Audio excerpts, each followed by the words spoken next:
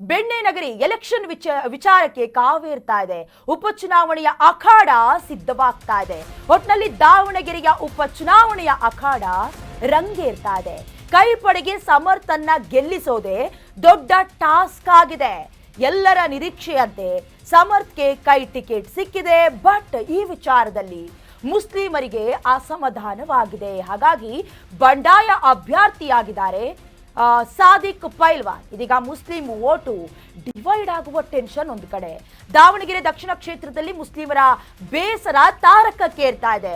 ದಾವಣಗೆರೆ ದಕ್ಷಿಣ ಕ್ಷೇತ್ರದಲ್ಲಿ ಶಾಮನೂರು ಶಿವಶಂಕರಪ್ಪ ಅವರ ನಿಧನದಿಂದ ತೆರವಾದ ಕ್ಷೇತ್ರ. ಸಂಬಂಧಪಟ್ಟಂತೆ ಬಹಳಷ್ಟು ಕಸರತ್ತಾಯಿತು. ಎಸ್ ಮಲ್ಲಿಕಾರ್ಜುನ ಅವರು ಕೂಡ ಅಧಿವೇಶನಕ್ಕೂ ಕೂಡ ಗೈರಾಗೋದ್ರ ಮೂಲಕ ತಮ್ಮ ಆಕ್ರೋಶದ ಕಟ್ಟೆಯನ್ನ ಹೊಡೆದು ಮಗನಿಗೆ ಟಿಕೆಟ್ ಕೊಡಿಸಲೇಬೇಕು ಅನ್ನುವಂತ ಪ್ರಯತ್ನವೂ ಕೂಡ ಸಫಲವಾಯಿತು.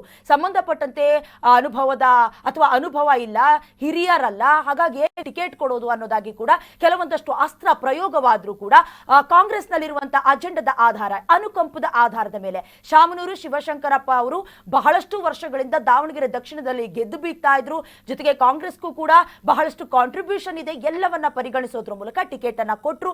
ಆದರೆ ಈಗ ಸಮಸ್ಯೆ ಆಗ್ತಾ ಇರೋದು, ಮೊದಲಿನಿಂದಲೂ ಕೂಡ ದಾವಣಗೆರೆ ದಕ್ಷಿಣ ಭಾಗ ಅಂತ ಹೇಳಿದ್ರೆ ಮುಸ್ಲಿಮರ ಸಂಖ್ಯೆ, ಅಲ್ಪಸಂಖ್ಯಾತರ ಸಂಖ್ಯೆ ಜಾಸ್ತಿ ಇದೆ. ಸಂಬಂಧಪಟ್ಟಂತೆ ಟಿಕೆಟ್ ಇಶ್ಯೂ ಆದಾಗಿನಿಂದಲೂ ಕೂಡ ಅಸಮಾಧಾನ ಭುಗಿಲೇಳ್ತಾ ಇದೆ. ಮುಸ್ಲಿಂನ ಕೆಲ ಯುವಕರು ಕೂಡ ಕಪ್ಪು ಪಟ್ಟಿಯನ್ನ ಧರಿಸೋದ್ರ ಮೂಲಕ ಪ್ರತಿಭಟನೆಯನ್ನ ನಡೆಸಿದ್ರು.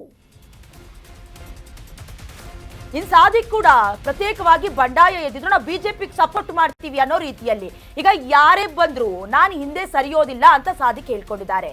ಮುಸ್ಲಿಮರ ಪ್ರಾಬಲ್ಯ ಹೊಂದಿರುವ ದಾವಣಗೆರೆ ಕ್ಷೇತ್ರ. ಹೀಗಾಗಿ ಸಾದಿಕ್ ವಿಶ್ವಾಸಕ್ಕೆ ತೆಗೆದುಕೊಳ್ಳೋದಕ್ಕೆ ಬಹಳಷ್ಟು ಸರ್ಕಸ್ ಆಗ್ತಾ ಇದೆ ತೆರೆಮರೆಯಲ್ಲಿ.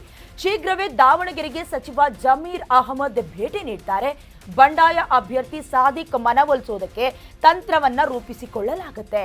ಒಂದು ವೇಳೆ ಸಾದಿಕ್ ಸ್ಪರ್ಧೆ ಮಾಡಿಬಿಟ್ಟೆ ಸಮರ್ಥ್ಗೆ ಖಂಡಿತವಾಗ್ಲೂ ಸಮಸ್ಯೆ ಕಟ್ಟಿಟ್ಟ ಬುತ್ತಿ. ಹೀಗಾಗಿ ಪೈಲ್ವಾನ್ ಮನವೊಲಿಸೋದಕ್ಕೆ Zameer Ahmed ಯತ್ನಿಸ್ತಿದ್ದಾರೆ.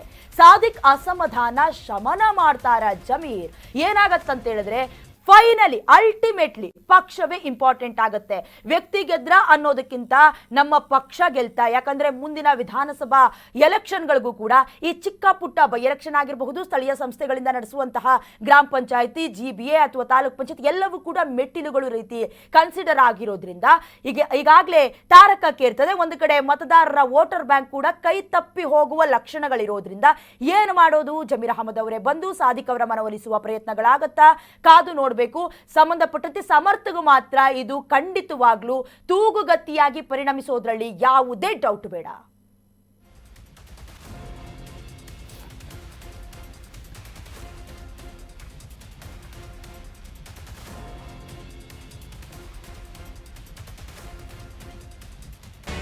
Karnataka news beet follow ಮಾಡಿ, ಸಬ್ಸ್ಕ್ರೈಬ್ ಮಾಡಿ.